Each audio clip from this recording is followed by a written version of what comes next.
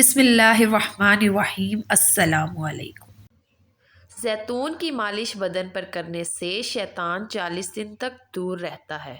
کھانے کے بعد برتنوں کو انگلیوں سے صاف کرنے سے رزق بڑھتا ہے۔ ہر مہینے کے پہلے 3 دن شہد چاٹنا بڑی تکالیف سے محفوظ رکھتا ہے۔ جھوٹے وعدے کرنے سے صاف انکار کرنا ہمیشہ بہتر ہوتا ہے۔ اگر خواہش حاصل سے زیادہ ہو تو انسان خود کو غریب سمجھتا ہے۔ جو دن میں گناہ نہیں کرتا اسے رات میں مصلی پر کھڑے ہونے کی توفیق ملتی ہے۔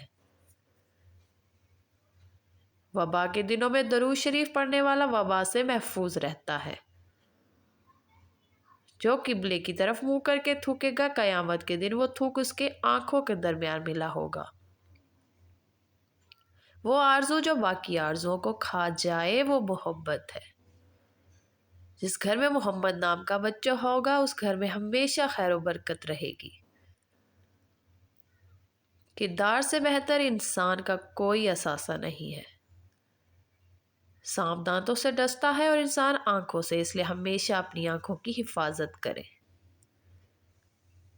جمعے کے دن ناخن کاٹنے سے بیماریوں سے شفا ملتی ہے۔ روح کی گہرائی سے نکلی ہوئی بات روح کی گہرائی تک ضرور جائے گی۔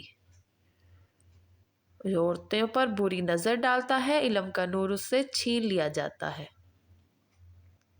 لباس قیمتی ہو یا سستا گھٹیا کردار کو چھپا نہیں سکتا۔ ایک انار کھانے سے دل 40 دن تک منور رہتا ہے۔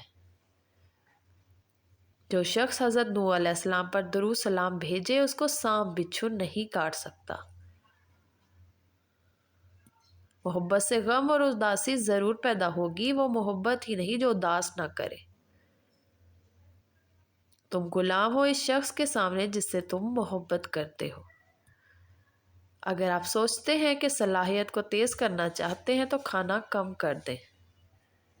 کھانا کھانے سے پہلے کوئی بھی ایک پھل کھانے سے زندگی بھر جسم میں کمزوری نہیں ہوتی۔ انسان جو خریدتا نہیں اس کے لیے وہ بک جاتا ہے۔ جو چیز کامل یقین کے ساتھ اللہ کے سپرد کر دی جائے وہ کبھی چوری نہیں ہوتی۔ دیانت داری حکمت کی کتاب کا پہلا سبق ہے۔ لوگوں کا آپ کے منہ کے اوپر تعریف کرنے کا مقصد آپ کو استعمال کرنا ہوتا ہے۔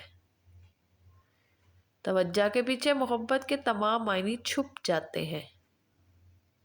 سچ صرف ان لوگوں کے لیے خطرہ ہے جو جھوٹ سے فائدہ اٹھاتے ہیں۔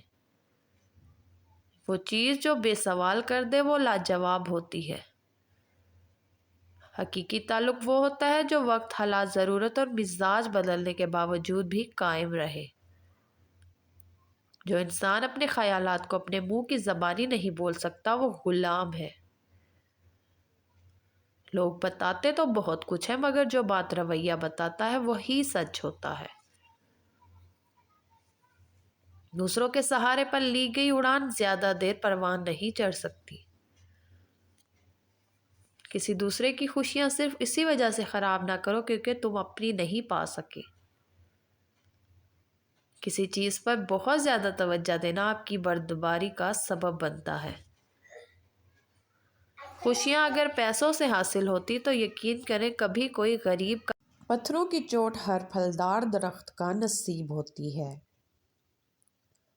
پیاز کو کاٹ کر مسلا کرو بدن کی جلد تازہ ہوگی۔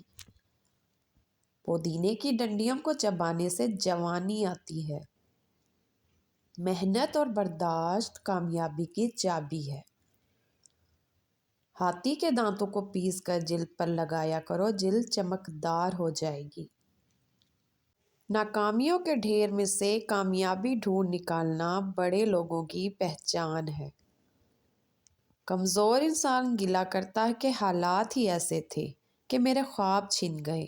بہادر انسان کہتا ہے انہی حالات نے مجھے خواب دیکھنے پر مجبور کیا تھا۔